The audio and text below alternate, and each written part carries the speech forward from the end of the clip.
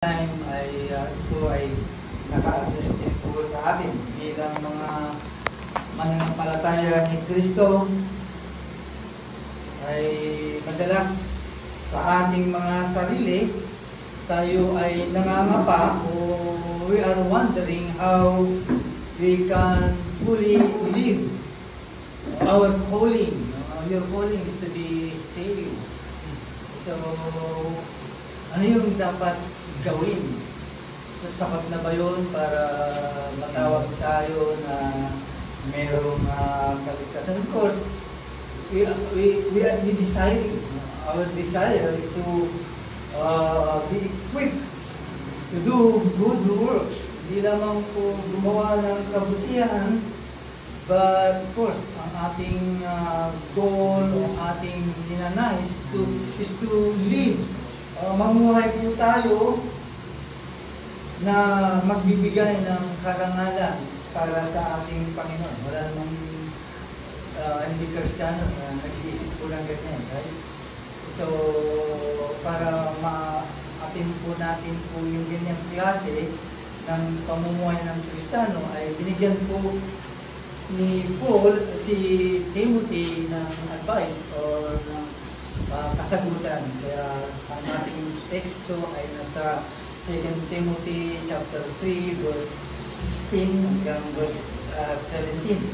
Yan po yung ating pagbubulay-bulayan sa umaga pong ito, sa hapon pong ito. Kaya ating basahin ang ating text from verse 16 up to verse 17.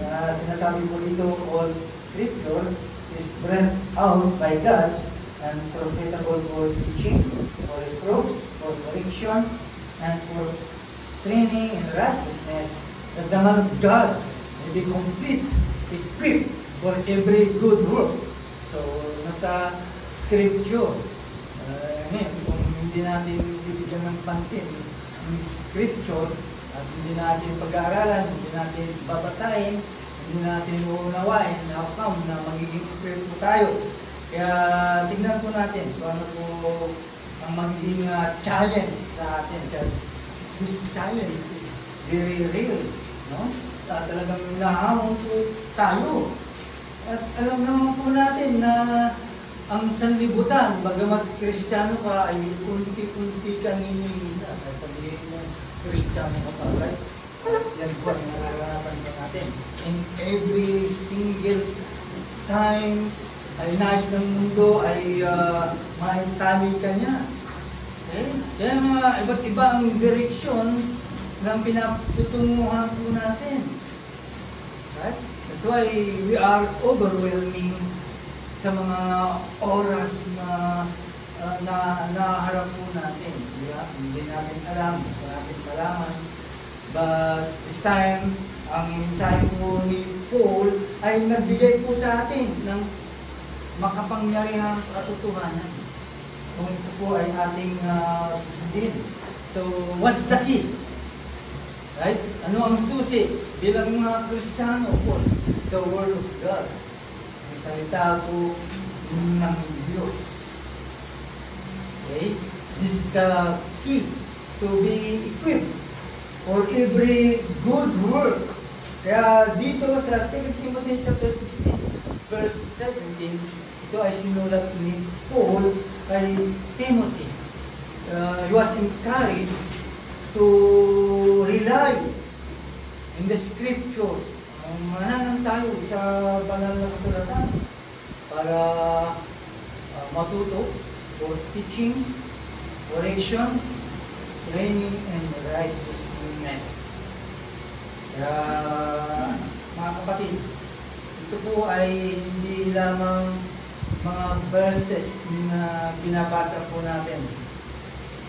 Okay? Na kung saan ay mayroong nagagawa sa buhay po natin. But ito ay nagpapakita din po sa atin kung paano ang salita ng Diyos ang siyang uhubog, magka-transform ang bawat isa po sa atin. Of course, we are trying to the highest level, di ba? Yan yung gusto natin. Hindi tayo pwede na nandyan lang tayo, right? simpleng Kristiyano, payak na Kristiyano. Sometimes, sinasabi nila, Kristiyana, na ibig lang sabihin, napupo, hindi lumago, hindi umangat ang kanyang pagiging Kristiyano. Diba? So, anong dahilan? Of course, yung salita ng Diyos na kung saan ay napapabayaan po natin. That's why we are going to reveal, papakita po natin yung immediate and ongoing work of the Scripture in our lives. Malaki ang magagawa ang Scripture sa buhay po natin. Yung iba, nagre-rely na lang sa as the Spirit leads. Hindi naman binabasa ang Scripture. How come na maliligdan ang Spirito kung wala siyang basihan? Wala nga namang aakay dito pa. Hindi. Yung salita ng Diyos ang siyang pag-akay, siyang aakay po sa atin. Right? Kaya tingnan po natin, ano ba yung source? Ano ba yung rason kung para tayo po ay ma-equip? Anong dahilan? Of course, baka isipin natin through seminar, everything ay ginagawa po natin para lang ma-equip po tayo, pero nakalimutan po natin yung pinakasusi ng ating paglago. Right? Of course, in verse 16, sabi po doon, all Scripture. So, Scripture ang sagot. Diba? So, ano gagawin po natin? Una, let's examine. Okay, examinin po natin ang source ng our equipping. Tignan natin. Aralin po natin. Sabi kasi ng text po natin, all Scripture. Sabi ng verse 16. At ito po yung sinulat ni Paul. Why? Because all Scripture is God-breathed and useful for teaching, rebuking, correcting, and training in righteousness. Aaralin natin po lahat ito. Alam po natin for teaching, for rebuking, and training for righteousness. Ganun na lang ba yun? O sige, tignan po natin ano po ibig sabihin po ito. Now, para maintindihan po natin, bakit sinabing God-breathed? Hininga ng Diyos ang kanyang salita. Sa Greek word ng God, threat is theopneustos. Theopneustos, meaning God bread. Theopneustos, this term is incredibly significant because it communicates both the origin and the nature of Scripture. No? Yung Greek word na salita, mayroong dalawang components po ito. No? There are two word compounds. Yung theos, what do you think? Theos means God. Right? Neo meaning breath or to blow.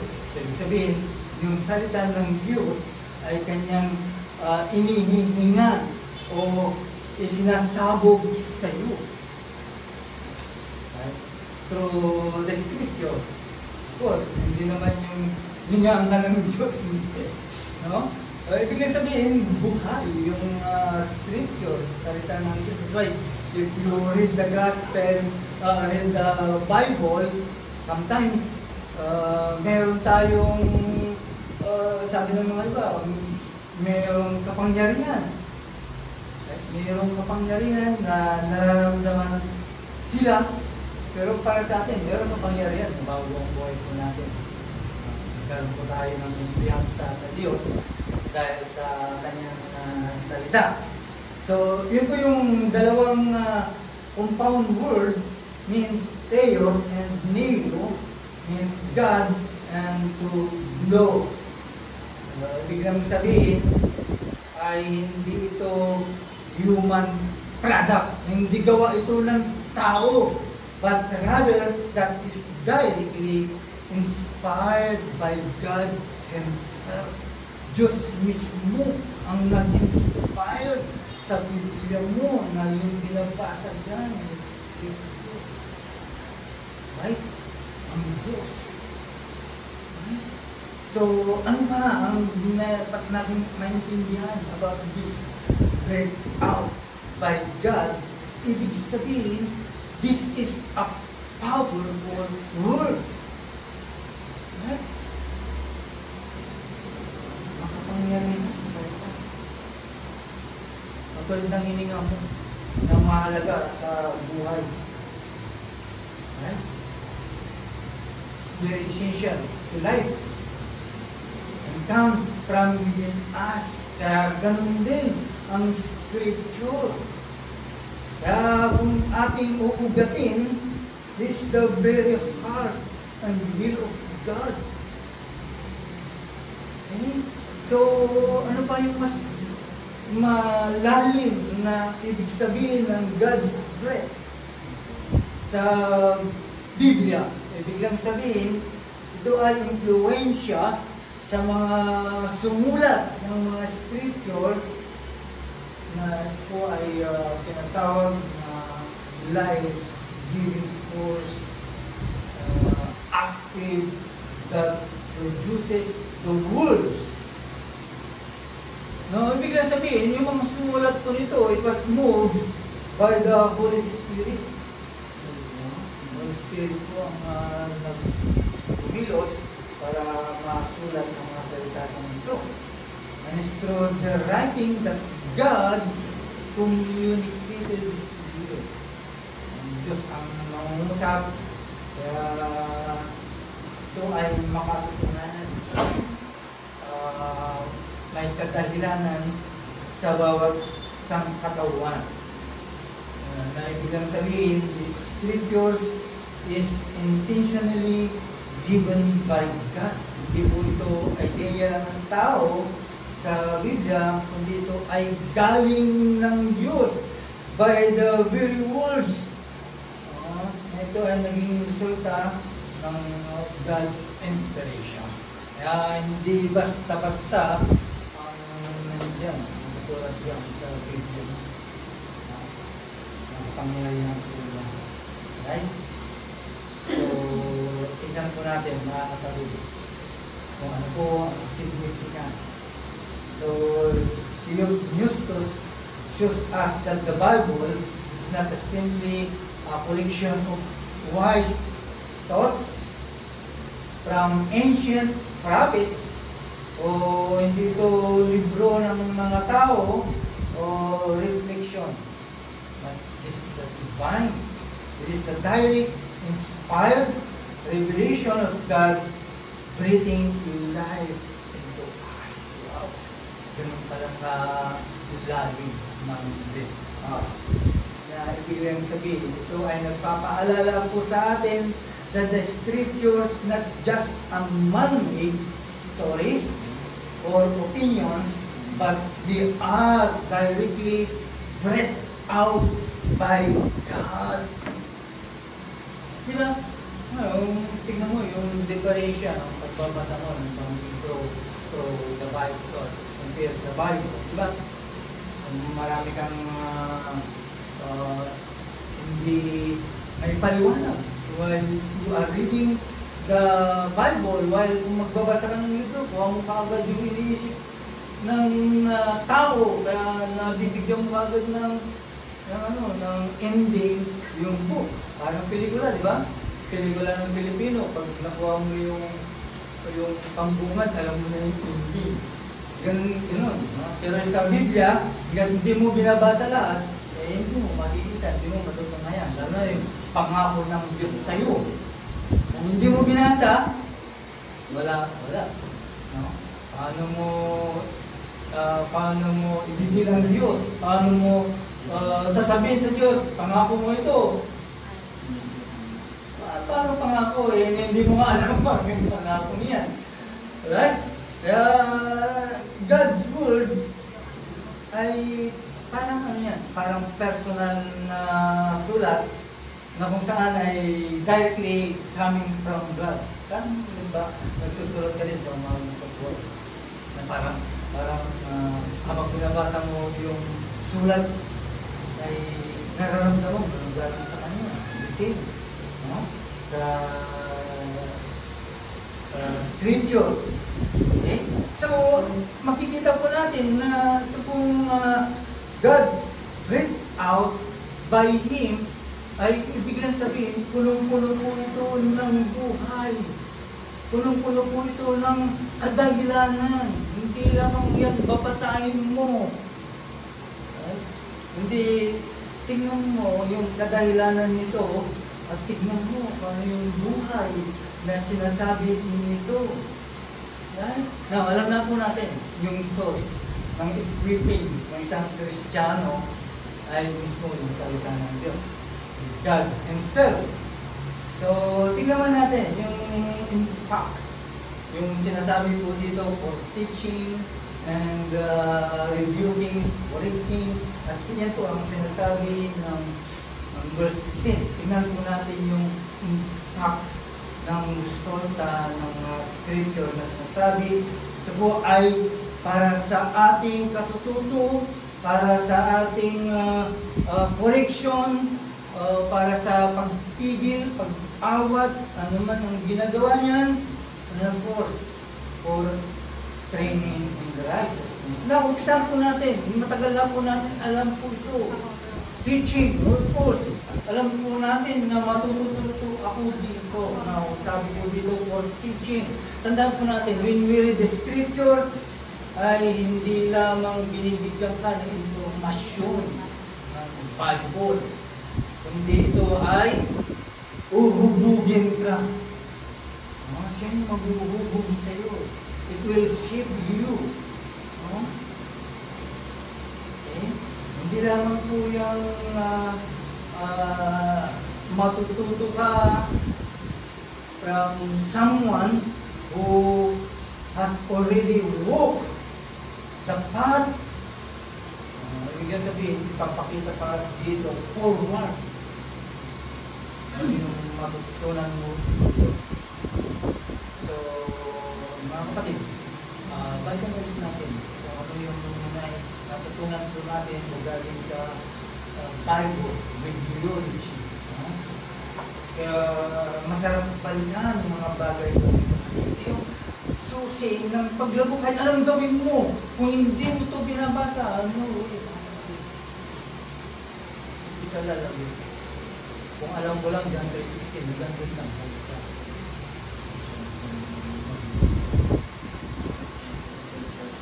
Yeah, it's more than a book. It is a living guide to our daily lives. Living guide. Imagine ang Diyos, the one who created the universe, give you a guide. Siya yung bigay. Siya yung nakakalam na lahat. Alam niya na kung ano mangyayari sa'yo. Tapos bibigyan ka ng guide. Diba? Hindi pwede magbigay ng guide ang hindi niya alam. Yung pupuntahan mo, kailangan nakapunta na siya doon. Wala, hindi mo makapakinggan yan. Now, ngayon, yung Diyos ang nagbibigay ng guide para sa atin. Biglang sabihin, para maging wasto ang buhay mo, of course, ito yung scripture na kung saan ay sinulat ng manlalalang who knows us better than we know ourselves. Mas, hindi natin mapantayan. Alam niya lahat.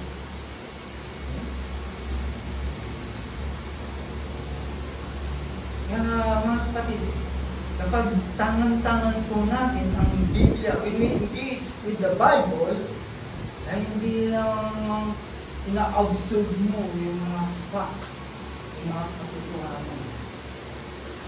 Dapat kasama po yun. Pero ito ay isang invitasyon to have a formation, formative, transformation. Transformative. Nagbibigay po ito ng transformation. Lalo na kapag gusto mong kilalanin ng Diyos, magbibigay sa iyo ng tamang relasyon with God's truth. Okay?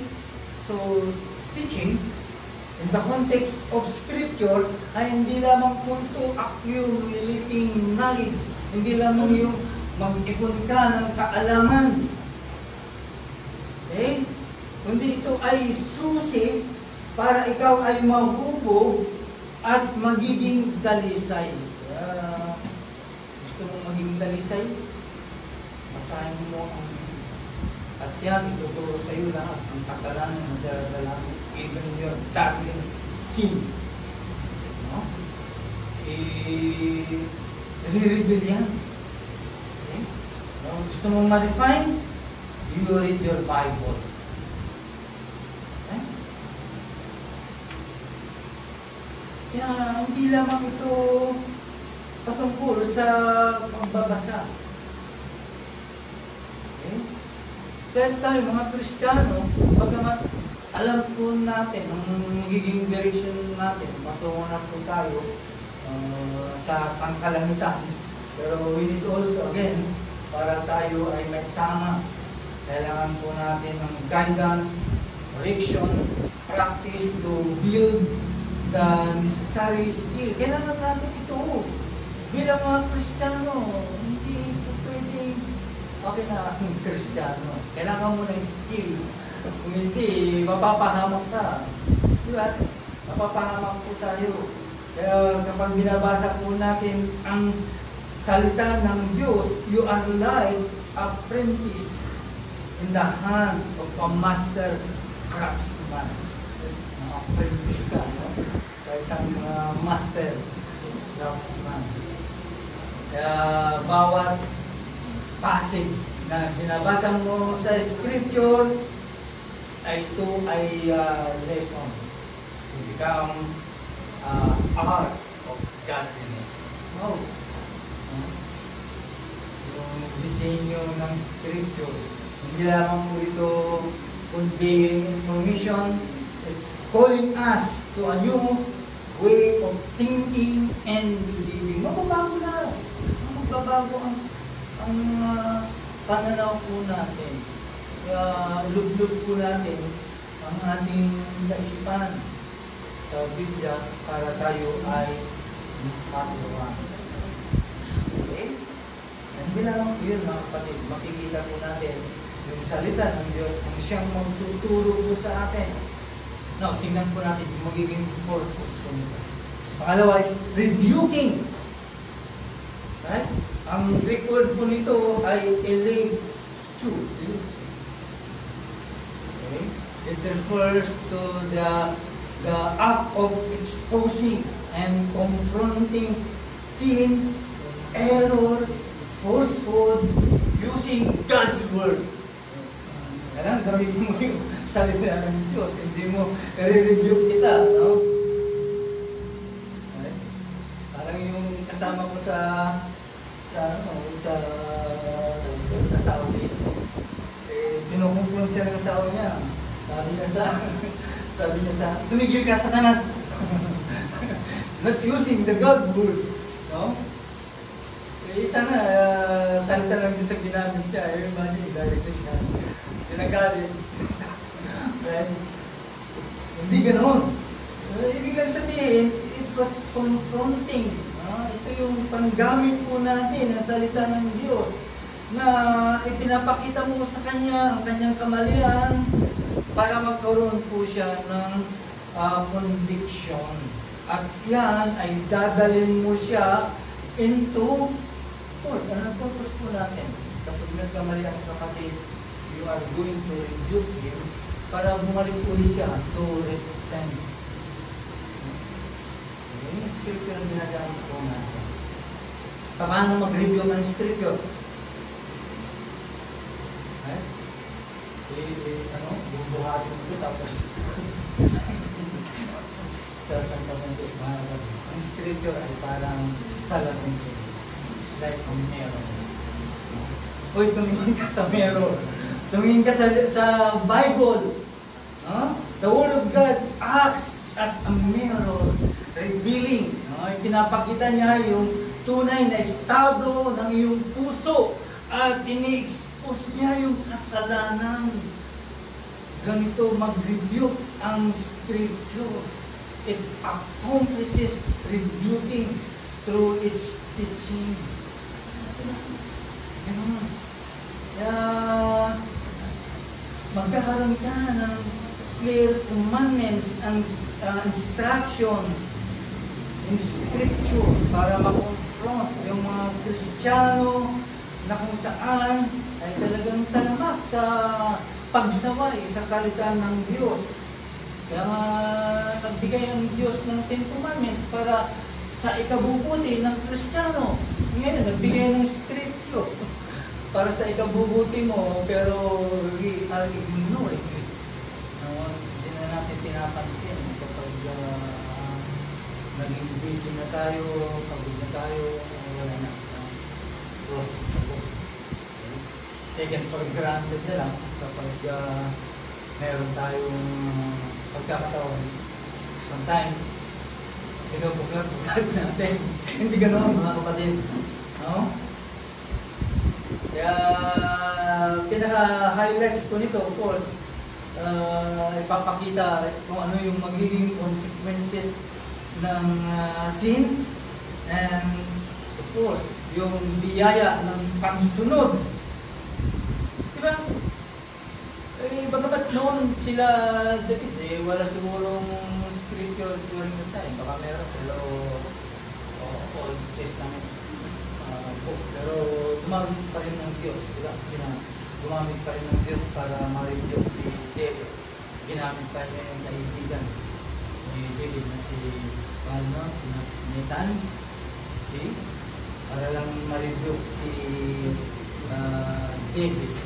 So, ganun din po ang salita ng Diyos. Pero tandaan po natin, but rebuke is not the final step. God's word also offers the necessary correction. Correcting. Right? Correcting. Tingnan po natin. The goal of correction is not just to point out where we have messed up. Hindi lang papakita na ikaw ay talagang nagulo o nagkalat ka, kundi ito ay nagpapakita din ng restoration into wholeness para pabalik ulit sa dati mong iniingatan na testimonya mo, diba? Para mabalik ulit po yun. Right? Now, sometimes meron tayong gentle correction, enough na, pero kapag hindi ka pa rin nadala, ibang correction na po yun. Dumarating na sa palo, sabi ng mga ibang Kristiyano, palo na ang aabuti mo. Okay. Kaya ang scripture, it points out areas we've gone off track. Ipapakita din kung paano ba yung isang. Of course, ang scripture ay isang tulong din para bumalik ka at magkaroon ka ng alignment sa dating grado ng Diyos sa iyo. Kasi, tandaan po natin, pagkamat tayo mga ligtas na, pero nandito pa rin tayo sa sanlibutan ito na kung saan madalas ang promotion ng mundong ito ay magkaroon po tayo ng sarili, our self-reliance, and of course, sometimes discourages ang mga Kristiyano, and any form of correction. Diba? Lahat po yun ay nangyayari. So, ang magiging idea po nun ay, of course, mayroong uncomfortable sa mga Kristiyano. Diba? Kaya sometimes, bumibigay ng Kristiyano hindi nagdala sa correction. Pero tandaan po natin, ang Biblia ay pinapakita niya ang mga mahalagang katotohanan. Tandaan mo mga kapatid, correction is not punishment. Hindi ito parusa para ikaw ay magtampo. It is a loving act of guidance. Dahil mahal kita kapag kita sa pananampalataya, hindi kita tatantang hindi ka bumabalik. Guidance para balik. Ay, parang magulang din yan. Kung saan ay tinutulog niya kanya para hindi siya masaktan. Hindi, it will ensure their growth and safety. Kaya ang scripture, pinokorekta ng scripture para ikaw ay ingatan. Okay?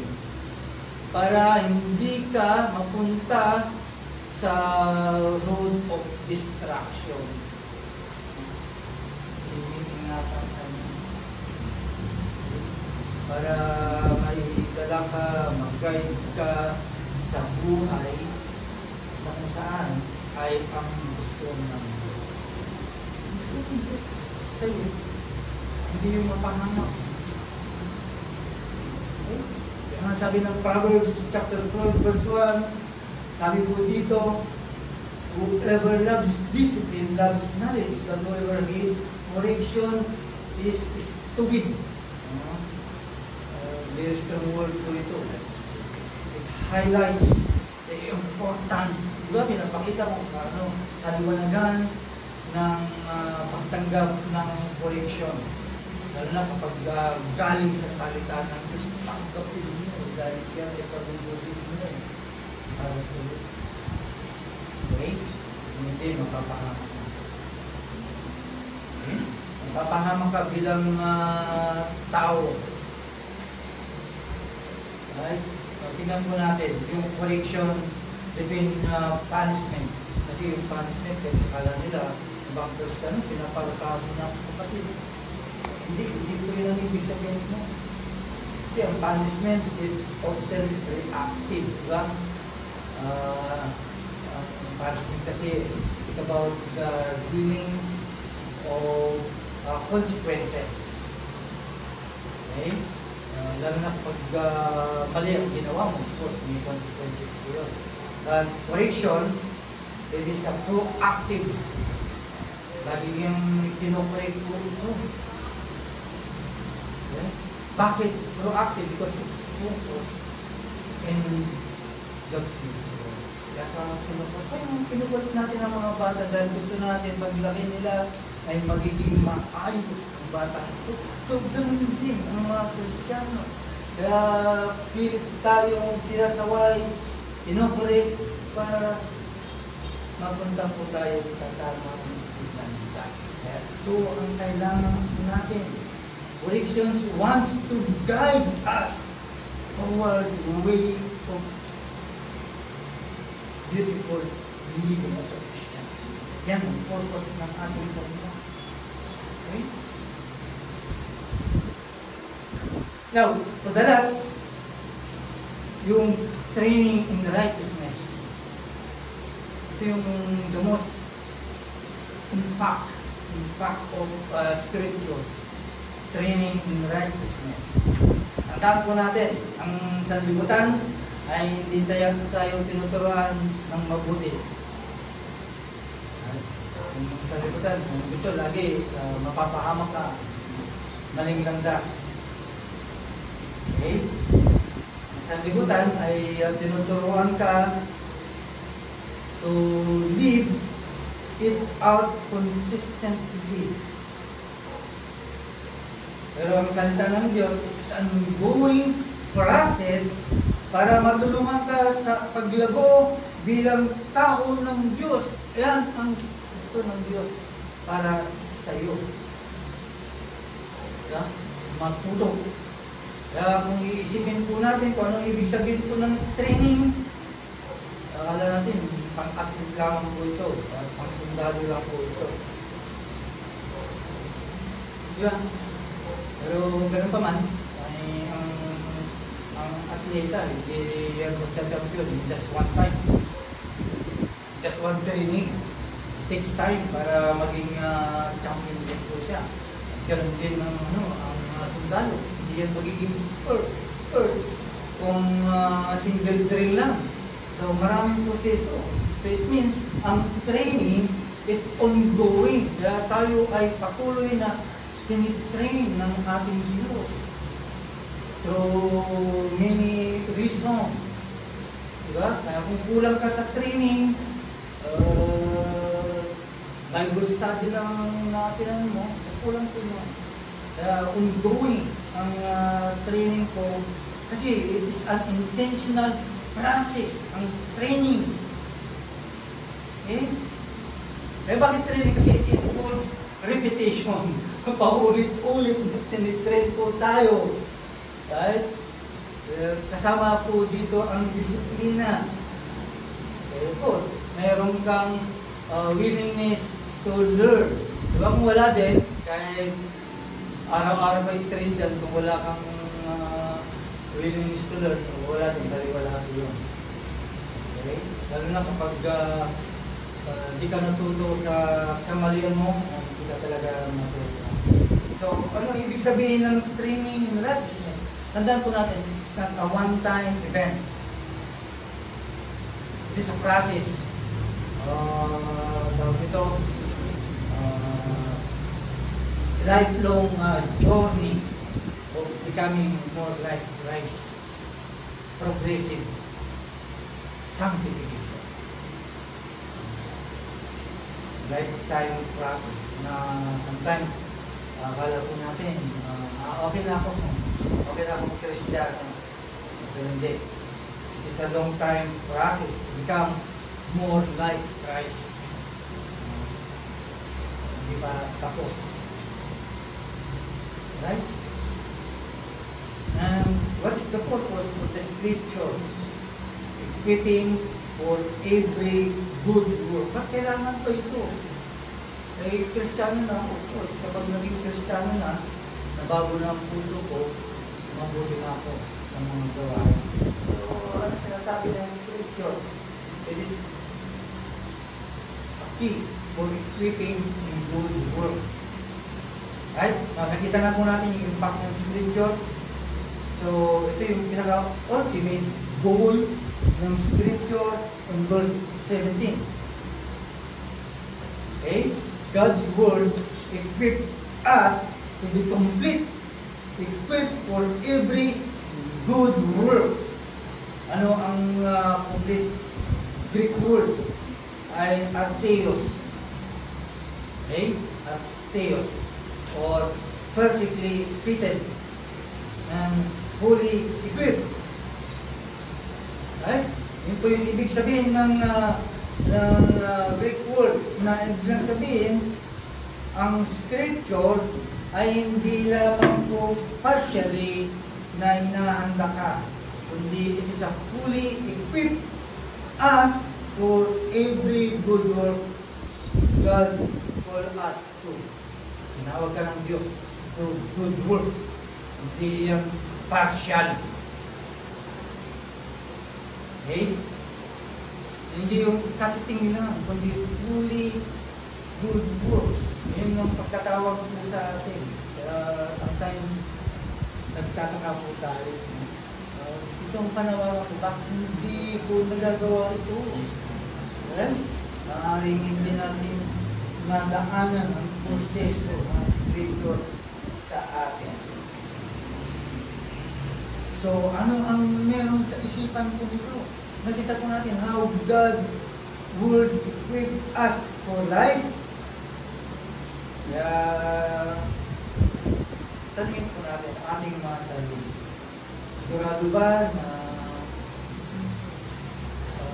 we are fully utilizing the precious resource? Ginagamit ba talaga natin ang source ng ating pagiging equip? Kayo ang makakasagot po ito. Tayo ang makakasagot ito.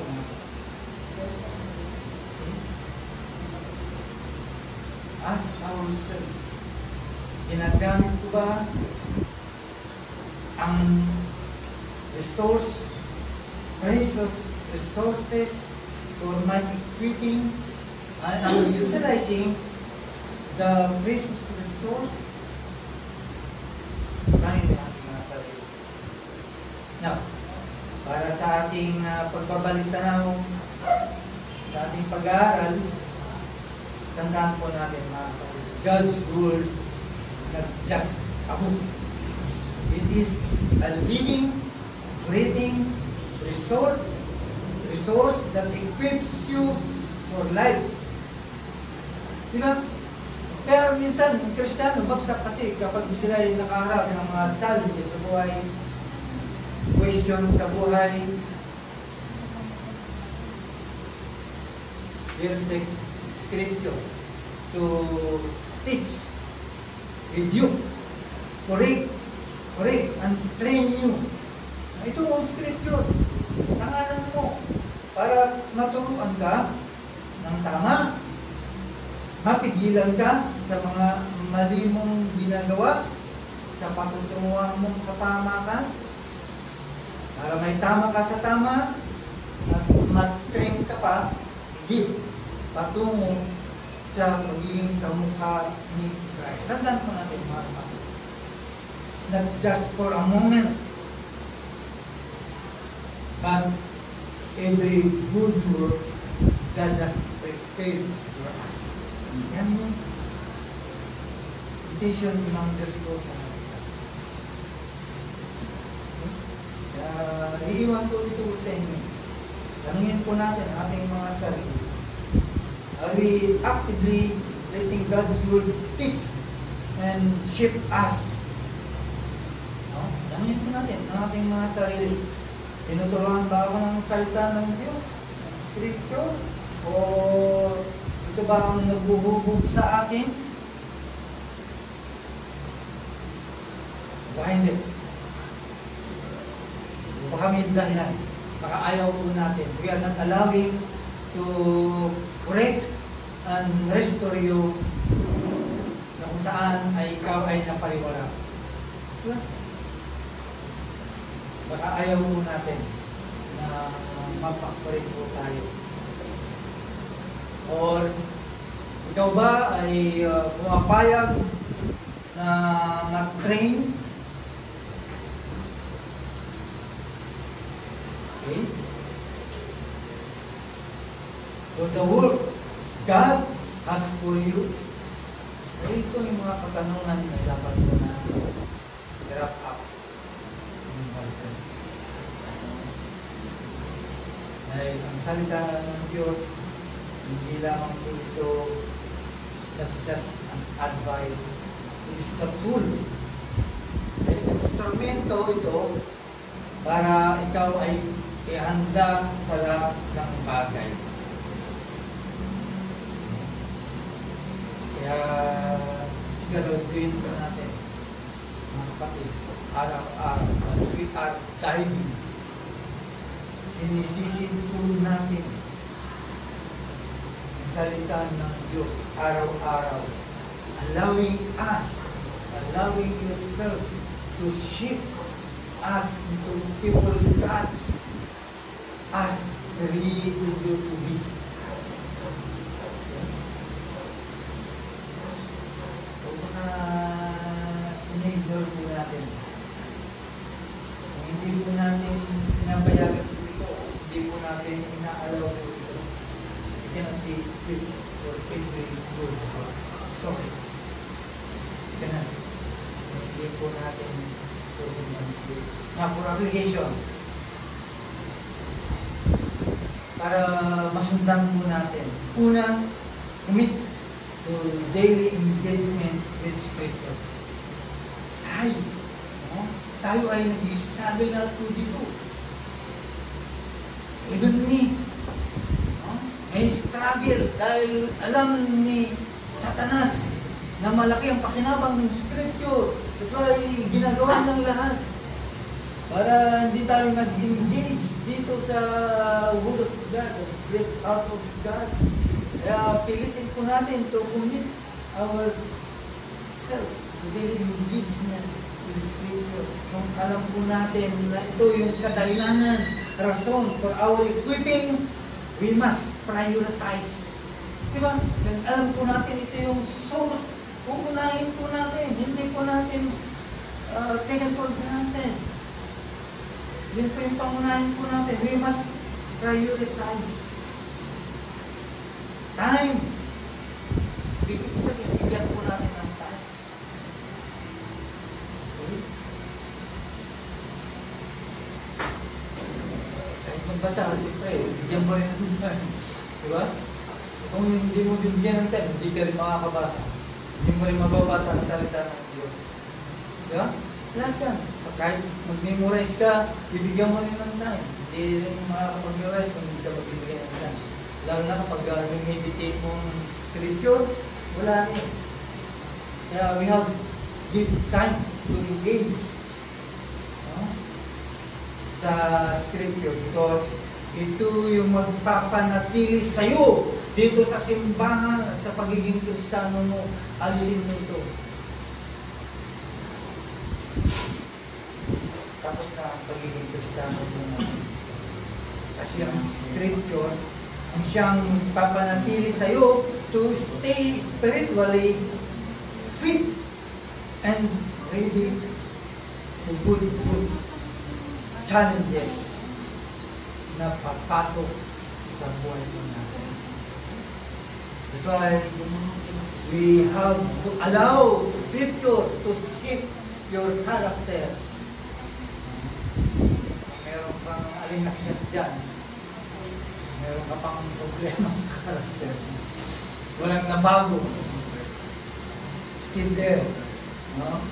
Let the Scripture shape your character.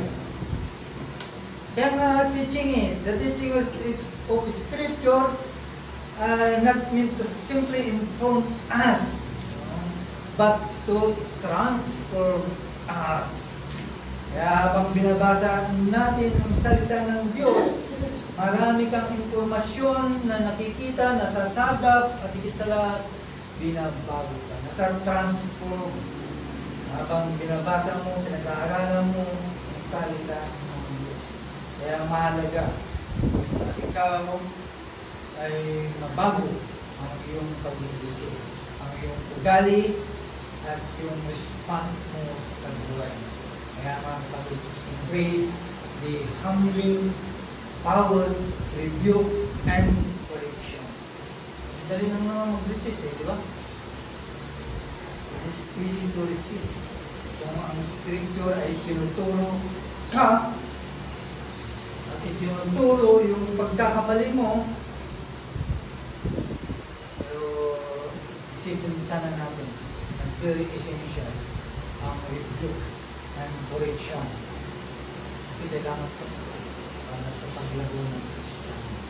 Sa mga natutunan po natin, sa mga Bible studies, sa Sunday school, may mga rebuke po dyan na nagsisip po sa atin, nagbabago ng ating kaalaman, nagdadala po sa atin ng tibay ng ating pagiging Kristiyano. So, simply, para din ang salita ng Diyos, iniginis na niya.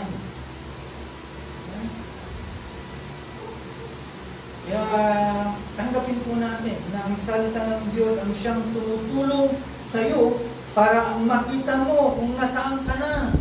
Baka nahulog ka na, pamunta ka na sa kapahamakan. You've gone astray. Parang tupa na